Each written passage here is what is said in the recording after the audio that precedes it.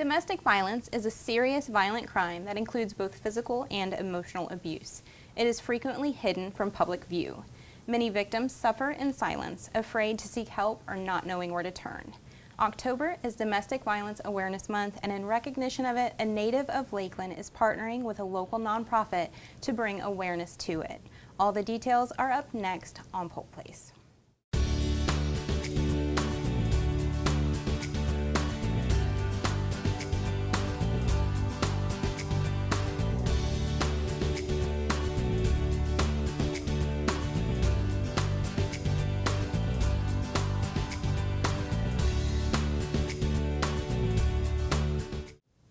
Welcome to Polk Place. I'm your host, Tina Mann, and joining me in the studio today is Gerard Taylor, the writer, driver, and producer with JT and the Family Productions. Yes. Welcome. Thank you for having me, Tina.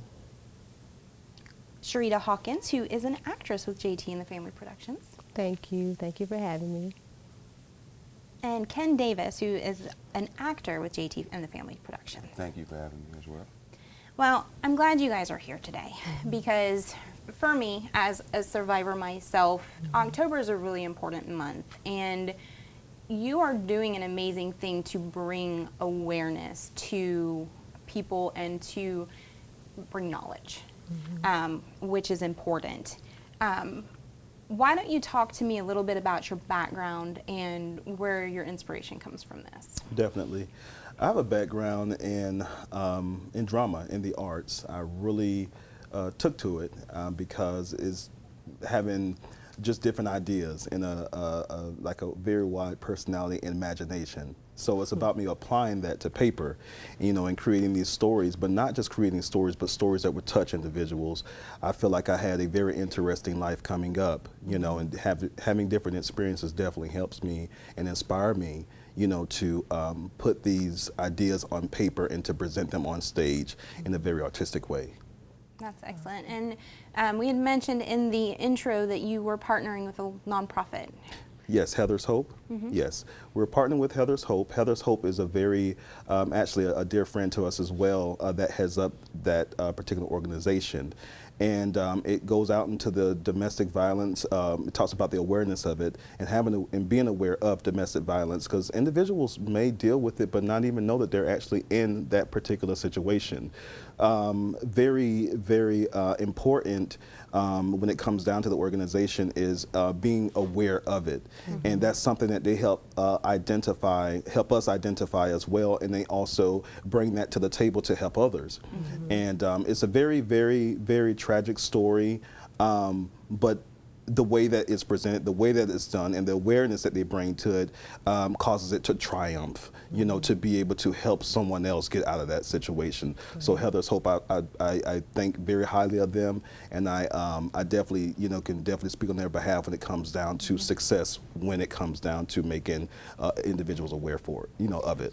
I've had an opportunity to talk with them before and kind of learn their mission and vision. Yes. And they do a great job of not only, especially with teenagers and getting in there young, to let them know what the warning signs are for themselves, but they also have a dual mission of they teach warning signs to look out for in others. Yes. I know Heather's friends who inspired it were like, we had no clue, we had no idea, we wish we should have known. And it's that survivor's guilt that comes in into play. And this is the second play you've worked with? Yes, this is the second. What they don't know, the first one was Hooked on Pain, which they came in definitely greatly and was able to help us push that and bring awareness to what we were trying to do as well. Well, this is an amazing thing you guys are doing. So why don't you tell me a little bit about the play that people can expect to see? Definitely. The play, it doesn't only talk about the opposite sex when it comes to domestic violence, because a lot of people just automatically think this with women and, you know, men being the aggressor, but it's on both sides as well.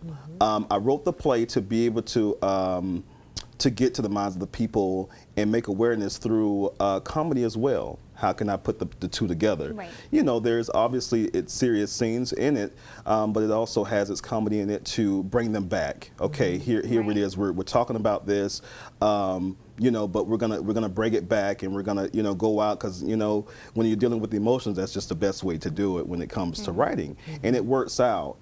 I've added a lot of things to the script till when we initially said we're gonna do What They Don't Know, like something in particular, the Sister Circle, where they own a boutique, a wedding boutique, and they're able to identify another young lady who's coming to pick up their wedding dress. They're able to identify, again, there's that word, that she is dealing with domestic violence based on her body language and her urgency to get her dress and leave without even trying it on. They automatically knew, okay, there is someone waiting for you in the car. Are they normally this upset when you're late? You know? So without giving so much of the play, you know, I can tell you that Right. much of it and what to look forward to in it.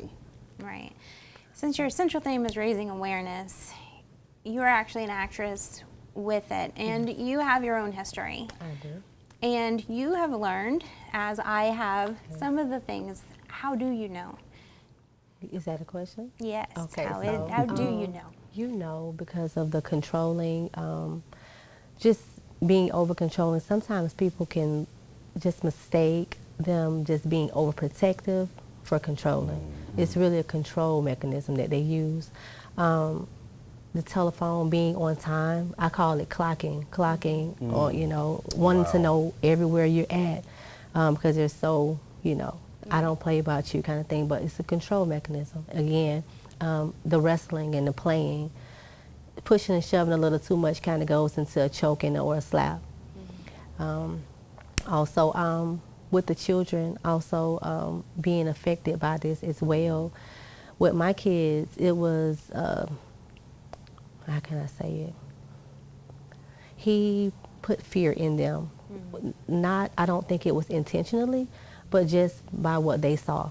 You know, kind of like, Secondary abuse. exactly. My son described it as having his hands tied. You know, just he wanted to help me. He was too young to do it. So as a result, he built up a very bad angerment problem, and it got him into a lot of bad trouble down the road. So those are a few of the signs that you can definitely be aware of when dealing with stuff like that. Yeah, secondary abuse is a big thing. It Yes. can really cause psychological trauma, and as you said, I mean, there's studies that show that the more trauma a child inflicts, the less coping mechanisms they have, and Yeah. they have to learn those and be taught those. Yeah.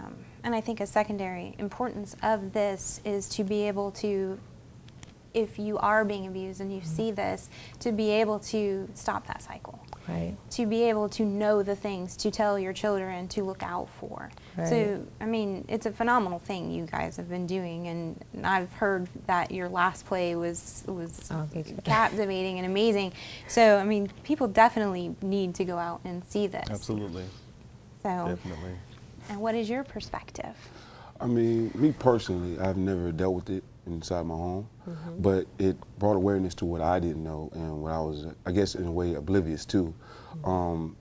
It's different aspects, like she was saying too earlier, that you can mentally abuse someone and verbally abuse them to the point where, they're, like you said, you're controlling them, they're under your Right. thumb. And the role that I play, my particular character, because of his status, he really doesn't even, he's unaware of what he's doing.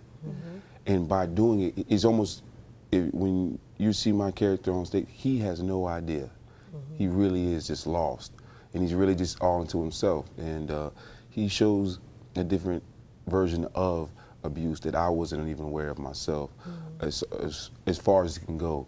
I mean, from the verbal and just making someone feel as if they're off, you know, just off-centered all the time, and making them feel like it's always their fault. Right. Like manipulating them into believing that, hey, look, I'm right, you're wrong. It's how it's supposed to be. Right. Run with it. Well, if you hadn't acted that way, I wouldn't have hit you. Right? Yeah. That's it right there. Right. And some of the things that my character says, even, I mean, I have to say it obviously for the story purposes, but I'm like, I can't believe people go through this. But I'm pretty sure someone's gonna be able to recognize when and be, hopefully, even if they're in that situation and they're not aware of it, they're able to, you know, take away from my character like, is it something we need to work on, or something I need to get Right. away from, Right. one or the other. Right, or I might be moving towards that and whoa, that's considered abuse. Maybe I need to go to counseling, or maybe, Right. you know, I need to address this. So yeah, it's important from both an abuser and an abused person's standpoint.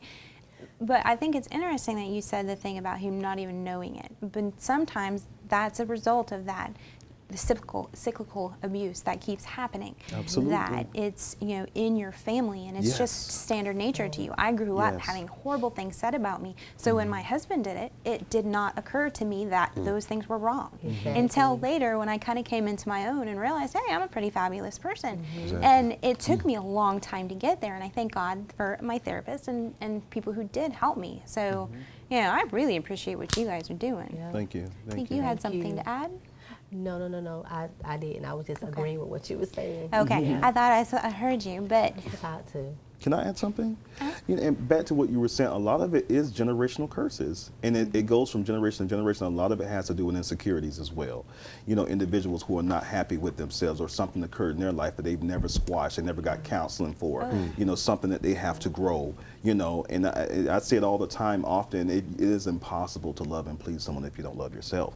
And that's Absolutely. very important. You have to know who you are and whose you are, and you have to know, you know, your being to be able to go on to be able to make someone else happy and to treat them like royalty, because that's so important. If you want to be royalty, you have to treat the other person like royalty as Exactly. well. And if you haven't Absolutely. squashed all the things in your past and the things that you haven't gotten over, it will follow you, and you think it's dealt with, but it's not. It's there, and the slightest thing that person do you have your triggers, triggers, and it triggers absolutely. it, and that's what happened, and the person end up becoming a victim. You know, so they do. They do. you're absolutely right. It's a big mess, but it's a mess that can be overcome. Absolutely. And you guys are doing your part to bring that awareness. Yes. So I thank you so much for coming out Thank and you. You're talking welcome. with me today and sharing your story. Thank Thank you. you. Thank you so much, Tina. Thank you. Heather's Hope Foundation, along with Gerard Taylor Productions, invites you to What They Don't Know, a stage play that is entertaining in nature, yet the audience will get a front row seat on the reality of domestic violence. Join them Saturday, October 19th at the Polk Theater, 121 South Florida Avenue in Lakeland. Tickets start at $20 and doors open at 6 p.m. with a showtime of 7. This will be Gerard's second year partnering with Heather's Hope Foundation to help bring awareness on domestic violence. For more information, you can give them a call at 954-294-2154 or look them up on the web at www.gerardtaylor.com.